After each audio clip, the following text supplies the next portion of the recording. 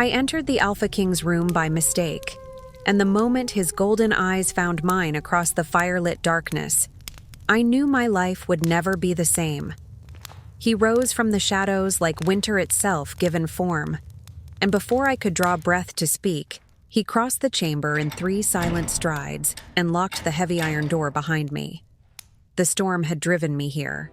I need you to understand that, because what followed was never part of any plan I could have made.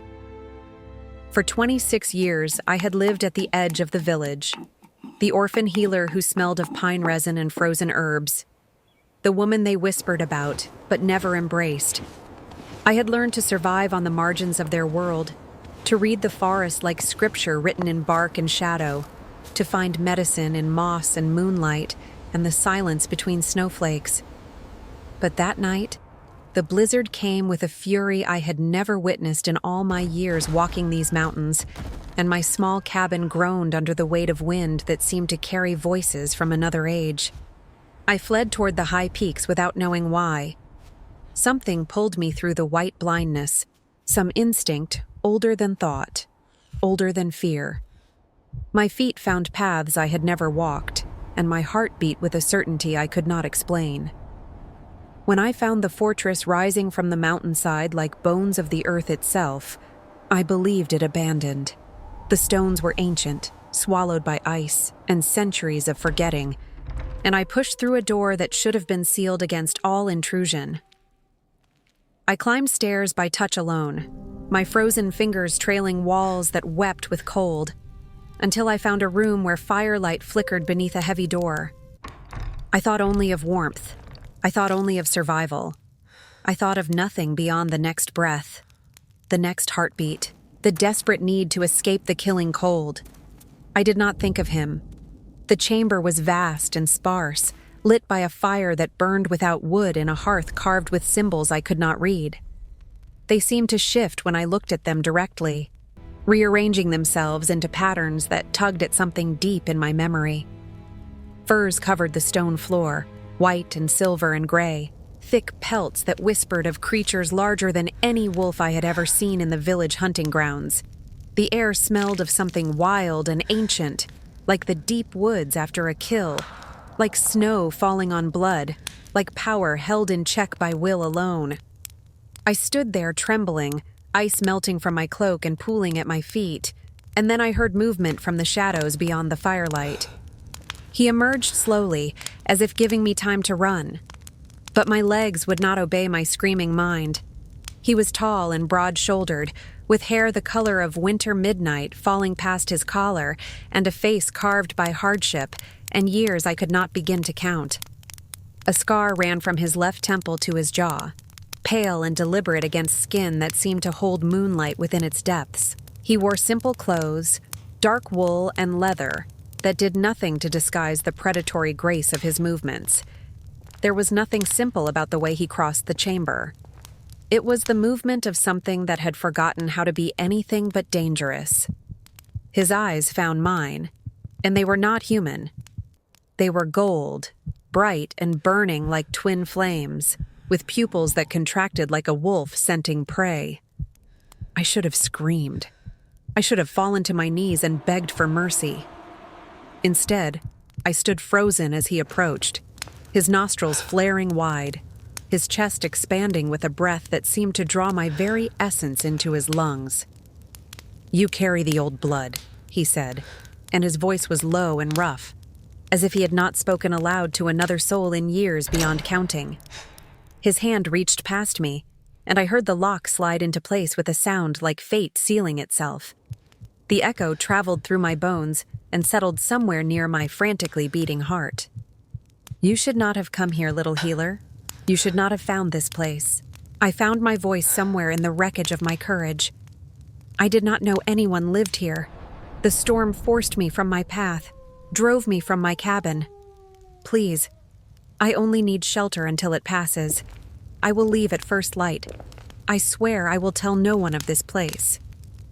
He circled me slowly, and I felt his gaze like a physical touch, tracing the line of my throat, the curve of my shoulders beneath my sodden cloak, the place where my pulse beat frantically beneath my frozen skin. He stopped behind me, close enough that I could feel the heat radiating from his body like a furnace, and inhaled again. The sound he made was something between recognition and pain. "The storm will not pass for 3 days," he said. "Perhaps longer, and you cannot leave now. Not after I have scented you. Not after the bond has begun its waking. Fear should have consumed me entirely. But beneath the fear, something else stirred in my blood. Something that recognized him in a way my mind could not explain or accept. My body swayed toward his warmth without my permission, and I heard a sound escape his throat, low and hungry and somehow anguished. "What are you?" I whispered into the charged silence between us. He moved around me again, facing me now, and in the firelight I saw the truth written in every angle of his face, the sharpness of his teeth when he spoke, the way his golden eyes caught the flames and threw them back brighter. "I am what your kind has forgotten," he said. "What your villages drove into the mountains generations ago. I am Theron, Alpha King of the Northern Wolves, ruler of the Shifting Folk, and you, healer from the valley below, carry a scent I have not encountered in 200 years of searching and silence." I should have thought him mad. I should have fought for the door with everything I had. But my grandmother's stories rose in my memory like ghosts given voice and form. She had whispered to me of the old ones on winter nights when the fire burned low, the shifters who ruled the wilderness before humans claimed the valleys and drove all magic into hiding. She had told me our bloodline carried their blessing, marked us as bridges between worlds, though I never understood what she meant. She died when I was 7 years old, and I buried her words with her body beneath the rowan tree, believing them nothing more than tales to comfort a lonely child who had no one else. Now those tales stood before me, golden-eyed and waiting, more real than anything I had ever known. "I am no one," I said, and my voice sounded strange in my own ears. "A healer without family or standing, an orphan the village barely tolerates. They cross the street when they see me coming. They seek my medicines but never my company." His jaw tightened with something that looked almost like anger on my behalf. "They sense what they cannot name. Humans have always feared what they do not understand. And you carry the mark of the bonded in your very blood, the lineage of women who walked between the world of men and the world of wolves." His hand rose toward my face and I flinched despite myself, but he only touched a strand of my wet hair, rubbing it between his fingers as if testing its reality. I have waited lifetimes for this scent. I buried the hope of ever finding it centuries ago, accepted my solitude as the price of survival. And now you stumble through my door like a gift I no longer deserve to receive. "I do not understand any of this," I said, and my voice broke on the final word. Theron released my hair and stepped back, creating distance between us that felt inexplicably like loss. "The bonded mark is carried in blood, passed from mother to daughter through generations," he said. "It calls to an alpha when the match is true, when souls have been woven together by forces older than the mountains themselves. My kind mates once in our long lives, little healer. Only once. And the bond, once fully formed, cannot be broken by death or distance or the turning of centuries." He moved toward the fire and stared into flames that cast no shadow. "I have ruled alone for 300 years.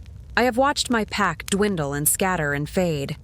I refused every offer of alliance, every political mating that might have strengthened my people, because I knew the true bond could not be forced or fabricated." His voice dropped lower. "And now you stand shivering in my sanctuary, and every instinct I possess demands that I claim you as mine." The word claim shivered through my blood, igniting something I did not want to name or examine. I forced myself to think past the fog in my mind. "And if I refuse this bond you speak of?" He laughed, and the sound was bitter and beautiful at once, edged with centuries of loneliness. "Then you refuse, and I release you when the storm passes, and I spend whatever years remain to me knowing I found you and lost you in the same breath. The bond requires consent freely given. I am alpha of my kind, not a monster from your village tales. I would never take what is not offered willingly, but you will stay until the storm exhausts itself against these mountains. And in that time, you will learn what you truly are, what sleeps in your blood, what we could become together if you chose it. He looked at me over his shoulder, and the raw longing in his golden eyes stole the breath from my lungs. After that, little healer, the choice belongs entirely to you. The first night, I did not sleep at all. I sat wrapped in silver furs near the fire that needed no wood, watching the door, watching him across the vast chamber. Theron kept to the shadows on the far side of the room, giving me space that must have cost him dearly with every passing hour. I saw the way his hands clenched into fists when I shifted position, the way his nostrils flared with every small movement I made. He was fighting himself with everything he had, and the battle was written in every tense line of his powerful body. When dawn crept gray and reluctant through the narrow windows set high in the stone walls, he finally broke the silence between us. You have questions. Ask them. I had thousands crowding my tongue. I asked the one that burned brightest in my chest. Why do I feel like I have known you before? Like I have been searching for something my whole life and only now realized it was you. He closed his eyes as if my words caused him physical pain. Because your soul recognizes what your mind has not yet accepted. The bond exists before the meeting, little healer. It waits in the blood like a seed beneath winter snow, sleeping until the matched soul is found and spring can finally come. He opened his eyes and held my gaze with an intensity that made me forget to breathe. You have felt incomplete your entire life, restless and searching without knowing what you sought, never quite belonging anywhere, no matter how hard you tried. Yes, I whispered. How could you possibly know that? Because I have felt the same emptiness for 3 centuries, the same ache of incompletion, the same desperate searching. He rose and moved toward me slowly, giving me time to retreat if I wished. We are mirrors, you and I. We have been waiting for each other across years and distance and the walls that humans built between our kinds. The truth of his words rang through me like a bell struck in a silent temple. I had never belonged anywhere, never felt at home in my own skin or my own village. I had blamed my orphan status, my strange gifts with herbs and healing, my solitary nature that preferred the company of trees to people. But Theron named the feeling for what it truly was: an absence, a waiting, a half-life lived while the other half wandered somewhere beyond my reach. Tell me about your people, I said. Tell me everything. He did. Through the long gray hours of that storm-wrapped day, he told me of the mountain wolves, the shifters who could walk as men beneath the sun and run as great white beasts beneath the moon. He told me of his pack, once hundreds strong, filling these mountains with their songs and their hunts and their fierce joy in living. He told me how humans had hunted them for generations, driven by fear of what they could not control, and greed for the magic they believed lived in wolf bones and wolf blood. He told me how the survivors retreated beyond the reach of villages and roads, how he led them into isolation so complete that even their memory faded from human minds. We became legends, he said, then myths, then nothing at all. Just old stories grandmothers whisper to children who will never believe them. His voice grew heavy. We are dying, little healer. We cannot bear young without the true bond, and true mates have become impossibly rare. I am watching the end of my kind approach, and there is nothing I can do. The sorrow in his voice cracked something open in my chest. Why did you not seek mates among humans who carry the old blood? He shook his head. The bloodline has thinned through generations. Most who carry it have so little that the bond cannot form. I have searched for 200 years, wandering in human form through villages and towns. He looked at me with wonder breaking through his grief. "And then you walk through my door carrying a scent so strong it nearly drove me to madness. Your grandmother must have been pure-blooded, one of the last true daughters of the line. I thought of my grandmother with her silver hair and knowing eyes. I remembered her hands gentle on my face as she whispered stories I thought were only dreams. She never told me the truth directly," I said, and tears burned in my eyes. "She never explained what I was. She died before she could finish. Perhaps she did not know the full truth herself," Theron said gently. "Or perhaps she was waiting until you were old enough to understand." His voice softened. "I am sorry for that loss. I am sorry you have been alone with questions no one could answer." Tears slipped down my cheeks. I had spent nearly 20 years mourning my grandmother, the only person who had ever made me feel like I belonged. To learn now that she had carried secrets that could have changed everything felt like a new wound layered over the old. Theron moved then, crossing the space between us in heartbeats, kneeling before me in the silver furs. His face was level with mine, his golden eyes filled with an emotion I could not name. "I could touch you," he said, and his voice was barely above a whisper. "I could show you what the bond feels like when it truly wakes. But only if you allow it. Only if you give me permission. I will not take this from you, little healer. It must be freely offered or not at all." My heart hammered against my ribs so hard I thought he must hear it.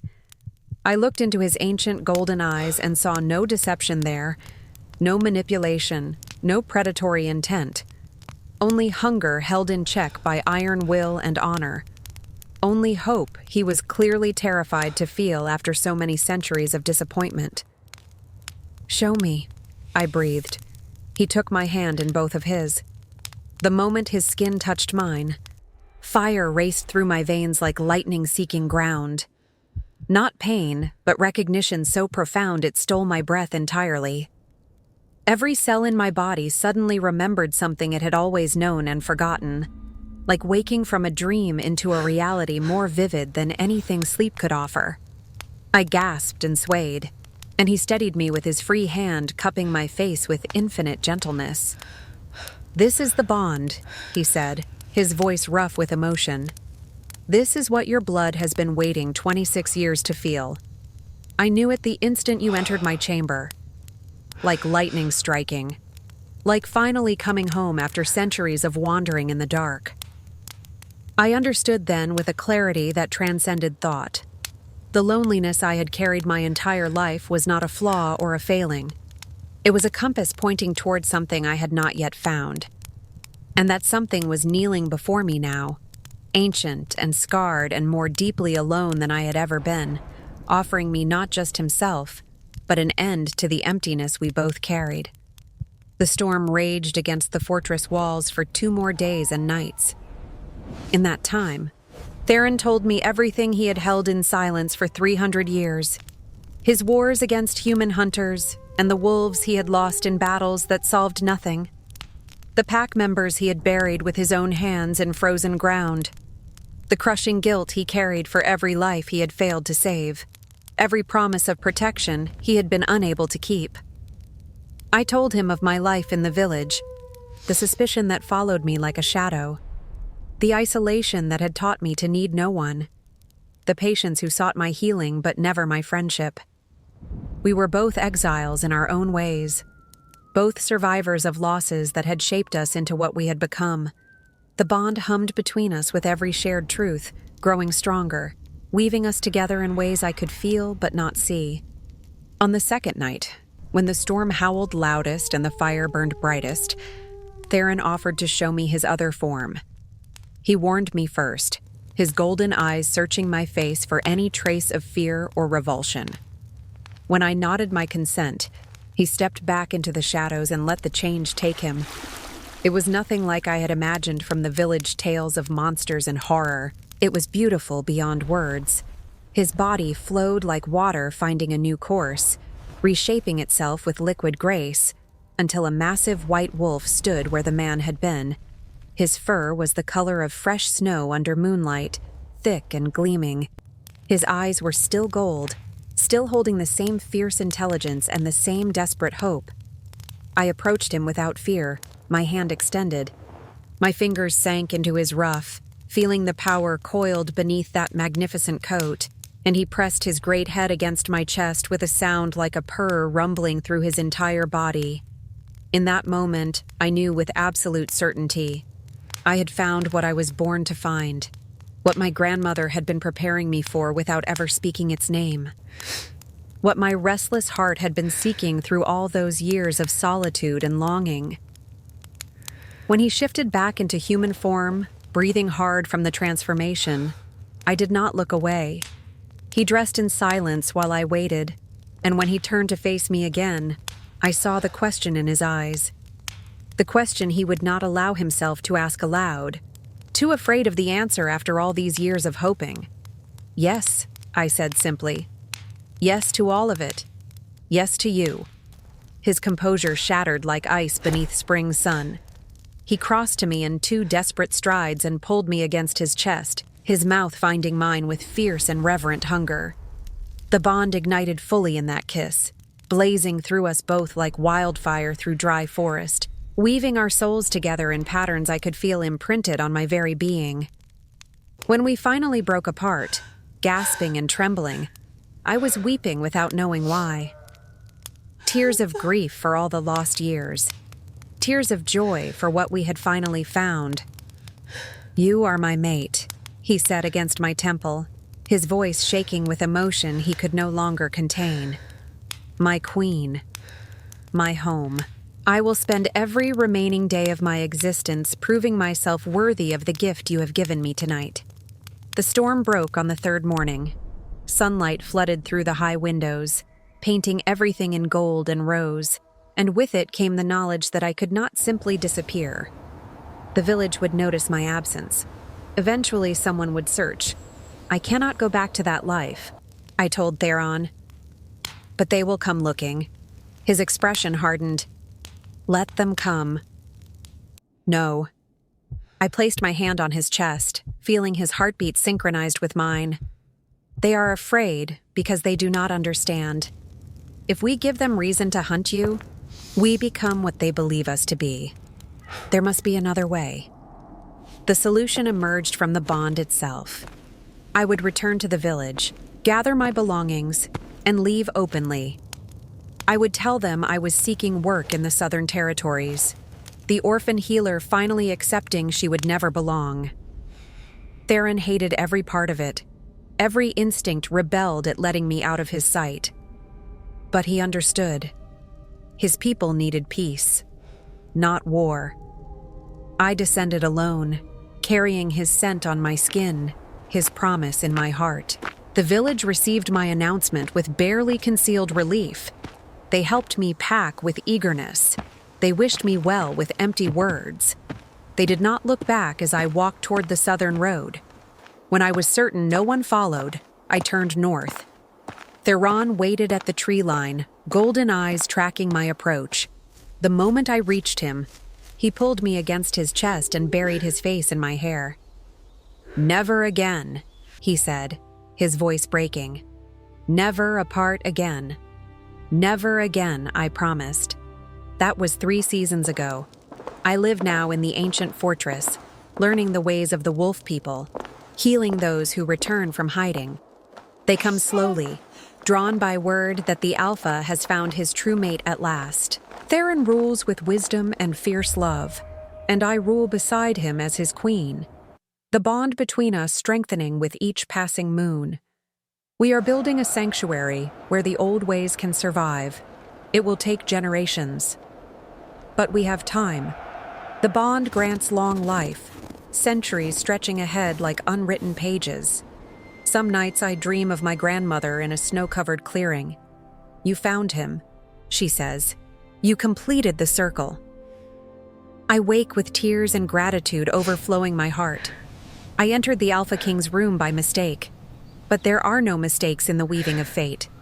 I was meant to find him. He was meant to find me. And together, in the silence of the winter mountains, we have found something neither of us believed possible anymore. We have found home.